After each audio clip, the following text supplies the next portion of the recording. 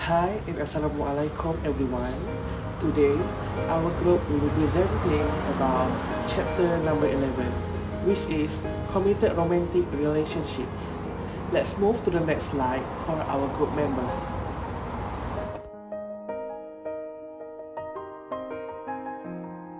Let's start with the definition. Committed romantic relationships is about the relationships between individuals who assume they will be primary and continuing parts of each other's life. Hi, my name is Putri Zaira Arvin and my number entry is L24B0648. Now, let's take a close at three key dimensions of romantic relationship as described in Sternberg triangular theory of love. At the center of this model, we have a triangle that represents the three essential components: commitment, passion, and intimacy. So at first, we have commitment. This refers to the intention to stay in the relationship even during tough times. It's about loyalty, stability, and the conscious decision to continue the connection with your partner. Okay, next is passion. This involves strong emotion, physically attraction, and the desire to be with the other person.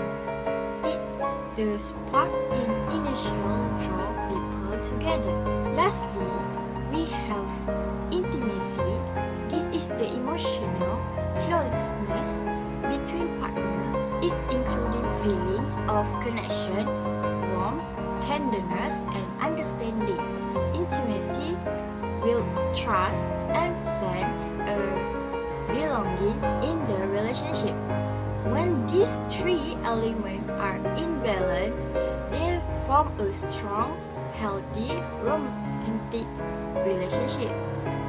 Depending on which component present or missing, different types of love may emerge, such as infatuation, commitment love, or consummate love. This triangle helps us understand how a relationship grows, evolves, or sometimes struggle over time. Hi everyone, my name is Rabiha binti Maradi. My number matrix G24A0421. Today I'll be talking about the styles of loving, which are divided into two groups, primary and secondary love styles. Let's start with the primary styles. First, we have Eros, a passionate and intense love. People with this style fall in love quickly and are very expressive with their feelings. It's like that love at first sight kind of romance. Next is Storge, pronounced Storge. This love grows from friendships. It is stable, slow developing, and built on trust and comfort. Then there is Ludus, the playful love. It is fun, flirty, and adventurous. People with this style often avoid serious commitment and see love as a game. Now for the secondary styles, which are combinations of the primary ones. Pragma is a mix of Storge and Ludus. It is practical love. People with this style have a checklist for what they want in a partner before falling in love. Mania combines Eros and Ludus. It is emotional and intense. These lovers can be dramatic, experiencing extreme heights and lows, and often test their partner's love. Finally, we have Agape, pronounced Agape. It is a selfless, giving love combining the passions of Eros and the loyalty of Storge. Agape is often seen as pure and unconditional. Hello, Assalamualaikum warahmatullahi wabarakatuh. I'm Nick Ambush Haikal bin Nick Nur Azam, and my matrix number is L240738, and I'm going to continue presenting about the development of romantic relationship. First, we have the individuality. The individual qualities that affect what we look for in a relationship. For example, individuality in romantic relationship Individuality refers to the unique qualities, value, experience, and personality traits that shape what each other looks for in a romantic relationship. This factor influences our preference, expectations, and the types of partner we're attached to. Personal belief, cultural background, and attachment styles. Past experience all play a role in how we form and maintain connections with our partner. Recognizing individuality is important because it affects how we communicate, resolve conflicts, and grow with our partner. Understanding ourselves helps us make healthier choices in love and build more meaningful relationships.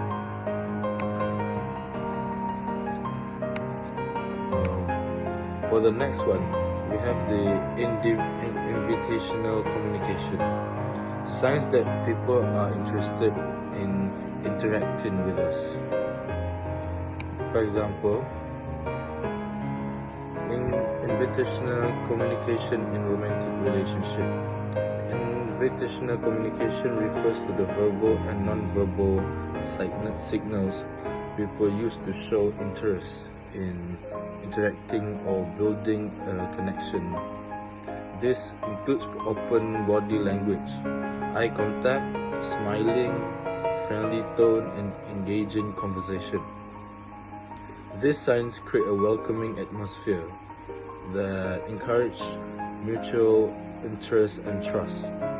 In romantic relationship, invitational communication is often the first step in forming a bond, as it signals openness, curiosity, and emotional availability. It lays the foundation for deeper interaction and connection. For the next one, we have the environmental spoiling. Proximity breeds ill will as we are voicing others who values lifestyle and behaviors conflict with our own. Environmental spoiling in romantic relationship. Environmental spoiling occurs when close proximity to others leads to tension or conflict, especially when their values, habits, or lifestyle clash with our own. In romantic relationship, constantly being around a partner without a personal space or compatibility can create irritation or resentment. Instead of strengthening the bond, forced closeness may highlight differences and cause emotional strain between each other. Understanding boundaries and respecting differences is essential to avoid environmental spoiling and maintain a healthy, balanced relationship. For the fourth one, we have explorational communication. Considering a possibility for long-term relationship.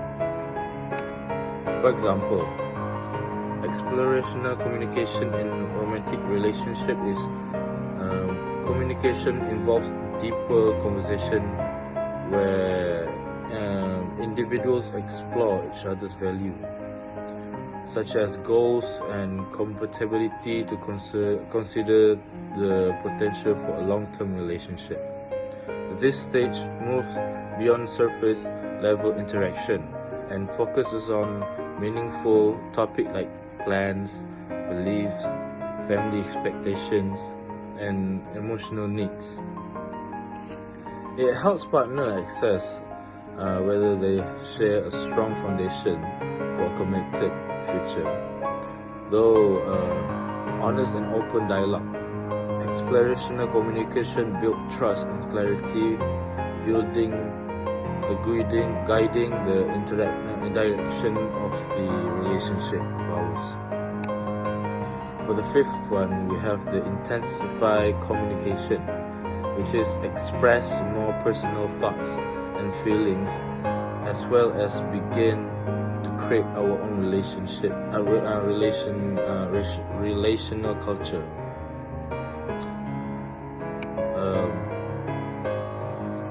Intensifying communication is a stage where partners begin to share more personal thoughts, emotions, and experience depending emotional intimacy.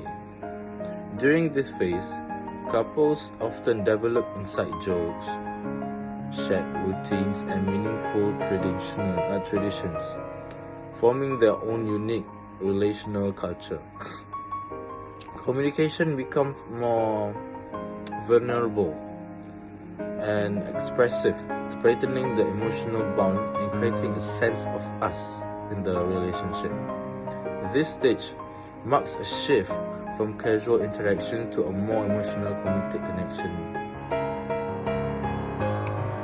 For the sixth one, we have the revising communication, such as the possible problems and create dissatisfaction that exists within the relationship, as well as evaluates the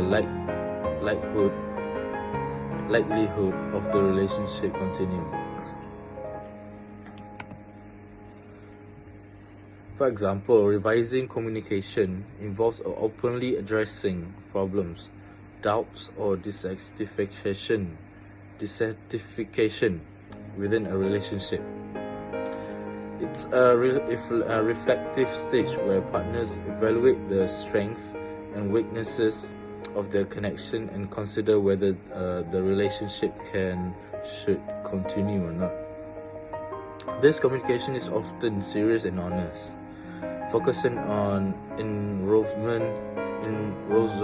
resolvement issues, future expectation, and emotional needs. It plays a crucial role in deciding whether to work through the challenges together or move on, making it easy part of relationship growth or closure. And the last one, we have the commitment. The commitment is a decision to stay with a relationship over the long haul and arrange other aspects of their lives around this relationship. Commitment is the conscious decision to remain in a relationship for the long term and prioritize it once alive.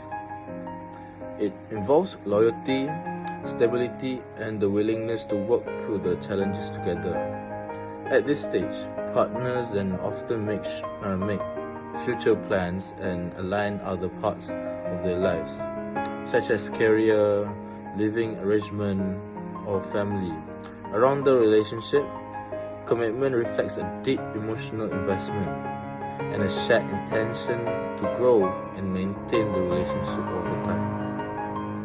I think that is all for me presenting about the development of romantic relationship, the growth development of romantic relationship. Thank you very much. Second is navigation. What is navigation? Navigation is about keeping a relationship strong by adjusting to change, solving problems together, and growing as individuals. It involves creating a relational culture, like how we handle conflict and the routine we share. We also do placemaking, where we create a space or environment that reflect our bond, values, and shared experience. In short, navigation helps couples stay connected through change. And next is deterioration. What is deterioration? Deterioration happens when a relationship starts to weaken. It begins with inner dissatisfaction, then lead to broken routine and emotional distance between partners. People may seek support from others and eventually accept the breakup by emotionally letting go. In the end, both move on through the resurrection process and starting fresh without the other as a close partner. Today, I will explain the guidelines for communication in romantic relationship. There are 4 main points. First, engage in dual perspective. This means understanding your partner's feelings and point of view.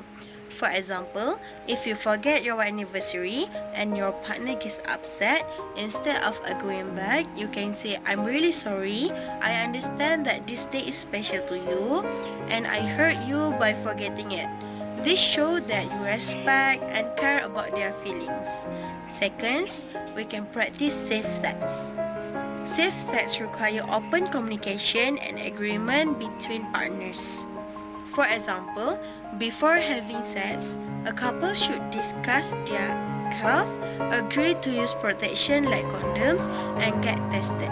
If either partner has been drinking, they should wait until both are sober to ensure the decision is safe and fully consensual. Some reasons people avoid safe sex include being under influence of alcohol or drugs, thinking they are not at risk, or feeling embraced to talk about it. Next, we have managed conflict constructively.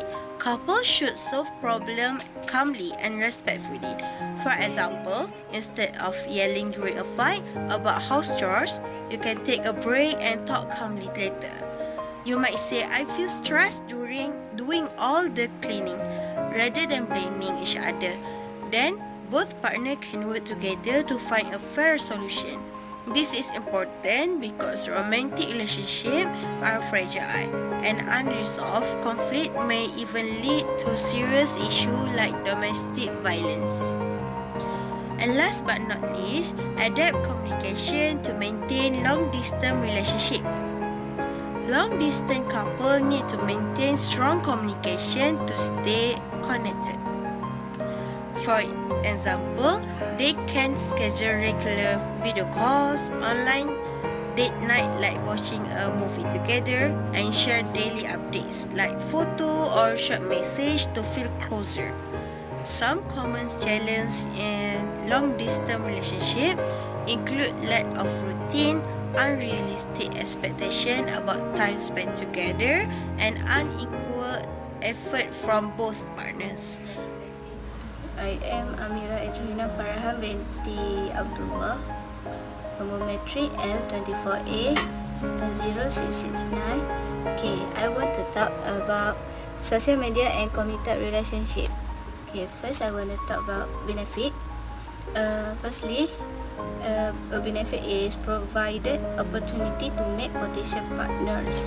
For example, a person interested in a committed relationship might use a dating app like Bumble or Hinge, or even a Facebook group dedicated to share hobbies, to connect with individuals they wouldn't otherwise encounter in their daily life. They could then strike out conversation and potentially meet in person, leading to a relationship. Second, cannot help long-distance partner stay in touch with each other. For example, a couple where one partner is working abroad in a different time zone can use WhatsApp for daily texts or video calls, Instagram to share photos and stories of their life, or even play online game together to feel connected despite the physical distance. They might also schedule virtual date night via Zoom. Okay, for challenge, firstly, online deception. For example, someone in committed relationship might create a fake social media profile to secretly interact with other individuals or present a false image of their relationship status to potential new interest online. Okay, second, cyber stalking. For example, after a breakup, one ex-partner might repeatedly check the others' social media profile, send message, or even try to connect their new friend or family members online, making other person feel unsafe or harassed. Okay, for last one, offer opportunity for offendedly. For example, a person in a committed relationship might engage in inappropriate infertility conversation, exchange explicit message, or even arrange secret meet up with someone they meet through social media, leading to emotional or physical infidelity. This could involve direct message on Instagram, Snapchat, or private group on platform like Reddit. Okay, that's all from our group. Thank you.